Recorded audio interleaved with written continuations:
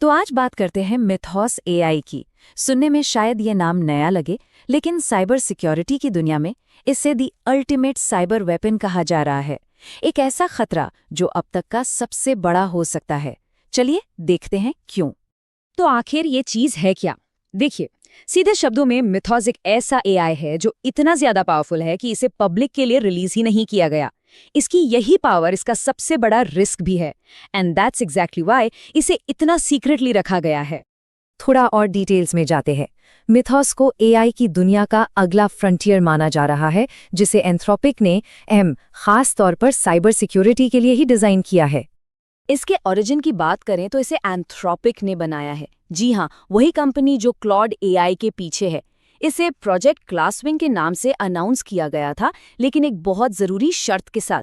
इसका एक्सेस सिर्फ defensive use के लिए, और वो भी सिर्फ ट्रस्टेड पार्टनर्स को ही मिलेगा।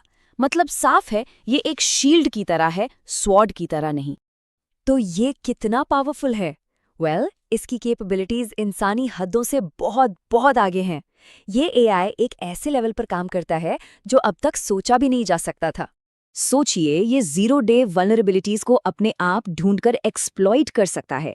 अब ये जीरो डे वल्नरेबिलिटी क्या होती है?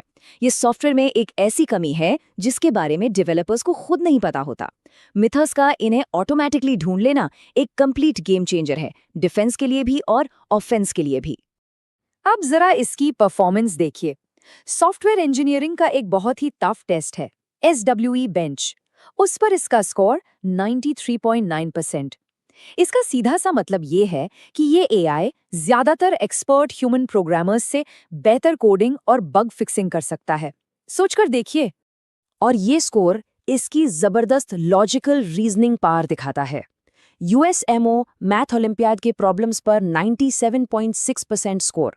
ये सिर्फ कोडिंग से कहीं आगे की बात है।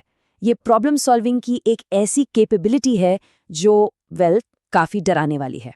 इसकी कुछ डिस्कवरीज तो बिल्कुल चौंकाने वाली हैं। इसने OpenBSD में एक 27 साल पुराना बग ढूंढ निकाला, FFmpeg में 16 साल पुराना फ्लॉ एक्सपोज कर दिया, और FreeBSD में 17 साल पुराना एक ऐसा बग जिससे पूरा सिस्टम ही टेक ओवर हो सकता था। जरा इमेजिन कीजिए, ऐसी कमजोरियां जो इंसानी एक्सपर्ट्स ने दशकों तक मिस की, मिथॉस ने उन्हें पल भर में ढूंढ लिया। लेकिन जैसा कहते हैं, इतनी ज्यादा पावर के साथ उतना ही बड़ा रिस्क भी आता है, और अब पूरी दुनिया में एक ग्लोबल अलार्म बज रहा है। इस टेक्नोलॉजी की काबिलियत को लेकर गहरी चिंता है। सबसे बड़ा डर यही है, इसका गलत इस्तेमाल बैंक्स, हॉस्पिटल्स और गवर्नमेंट सिस्टम्स पर अटैक करने के लिए किया जा सकता है। और ये सिर्फ कोई कल्पना नहीं है, यही चिंता गवर्नमेंट्स और IMF जैसे बड़े ग्लोबल इंस्टीट्यूशंस भी जाहिर कर रहे हैं। और सबसे डराने वाली बात तो ये है कि शायद वर्स्ट केस सिनेरियो सच हो रहा है। एक थर्ड पार्टी वेंडर के यहाँ सिक्योरिटी ब्रीच के बाद इसके अनऑथराइज्ड एक्सेस की खबर कंफर्म हो चुकी है। इसके गलत हाथों में जाने का रिस्क अब बहुत रियल है। तो इस बढ़ते हुए खतरे को देखते हुए एक इम्पॉर्टेंट अनाउंसमेंट है। एक नया इनिशिएटिव लॉन्च हो रहा है जिसका नाम है प्रोजेक्ट एजिस। इस प्रोजेक्ट के तहत दुनिया के बड़े बड़े टेक जायंट्स और साइबर सिक्योरिटी फर्म्स एक साथ आ रहे हैं, और उनका मकसद एक ऐसी रैपिड रिस्पॉन्स नेटवर्क बनाना जो मिथॉस जैसे पावरफुल एआई की किसी भी ऑफेंसिव यूज को फौरन काउंटर कर सके। ये एक बहुत ही क्रिटिकल स्टेप है। चलिए अब खास तौर पर बैंकिंग सेक्टर पर फोकस करते हैं। सबसे जरूरी सवाल, हमारे बैंक्स के लिए आखिर दांव पर क्या लगा है? देखिए, मिथॉस कोर बैंकिंग सॉफ्टवेयर में ऐसी कमजोरियां ढूंढ सकता है जिससे अटैकर्स सारे स्टैंडर्ड सिक्योरिटी मेजर्स को आराम से बाईपास कर सकते हैं। इसका मतलब बैंक के सेंट्रल नर्वस सिस्टम तक सीधी पहुंच। इससे सीधा फाइनेंशियल थेफ्ट हो सकता है। अटैकर्स आसानी से फंड्स ट्रांसफर कर सकते हैं या ट्रांजैक्शंस के साथ छेड़छाड़ कर सकते हैं, जिसका असर बैंक और उसके कस्टमर्स दोनों पर बहुत बुरा होगा। और फिर आता है डेटा चोरी का खतरा। कस्टमर्स की बहुत ही सेंसिटिव जानकारी जैसे अकाउंट नंबर्स, पर्सनल डिटेल्स, सब कुछ चोरी हो सकता है, और इससे आइडेंटिटी थेफ्ट जैसे बड़े फ्रॉड्स हो सकते हैं। और कस्टमर्स के लिए सबसे पहला और सबसे बड़ा डर उनके अकाउंट से सीधा पैसों का नुकसान है। ये हर एक इंसान की सबसे बड़ी चिंता होती है। ऐसा कोई भी अटैक लोगों का डिजिटल बैंकिंग से भरोसा उठा सकता है, और ये एक बहुत सीरियस लॉन्ग टर्म नुकसान है जो पूरे डिजिटल फाइनेंस इकोसिस्टम को सालों पीछे धकेल सकता है। लेकिन इंडस्ट्री चुप नहीं बैठी है।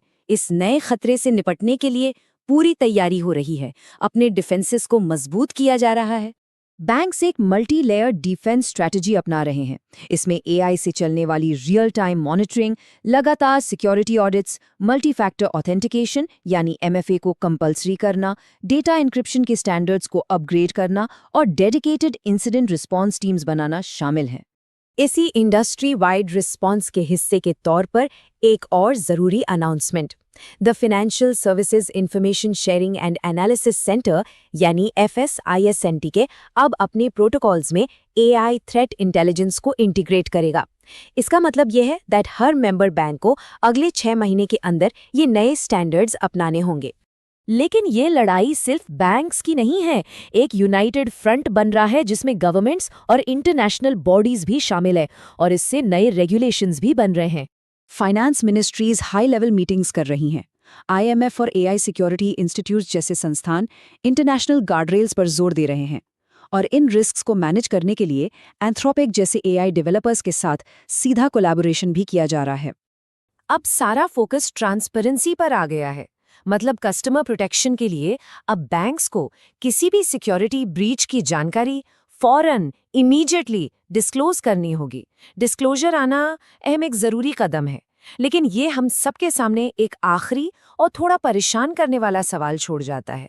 क्या इतना करना ही काफ़ी है? Will it be enough to keep everyone's money safe?